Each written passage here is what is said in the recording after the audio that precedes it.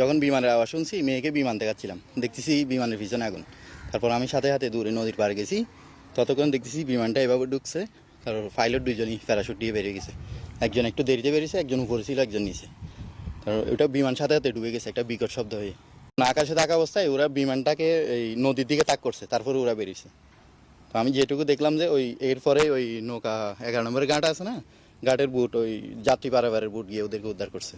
আমি বিমান বাহিনীতে জব করি, তো আমাদের বিমানটা হচ্ছে এইখান থেকে হচ্ছে ফ্লাই করার জন্য উঠছে, ওঠার পরে মানে হয়তো একটু সমস্যা দেখা দিছে, এই জন্য হচ্ছে যখন উপরে উঠছে তখন হচ্ছে আগুন জ্বলতেছিল। তো মানে বিমানটা সেভ করার জন্য, যে মানে অন্য ক্ষয়ক্ষতি না হয় জন্য হয়তো পাইলট স্যাররা হচ্ছে বিমানটা মানে নদীতে ফালানোর জন্য তারা আসতে ওইখান দিয়ে লাফ দিচ্ছে। দক্ষিণ দিকের থেকে আগুন ধরে আসছে, আগুন ধরে এসে এই সবুজ বয়াটা বরাবর গিয়ে ওটা আগুন ধরে ফুটে পড়ছে নদীর মধ্যে। ওই লোক দুইটা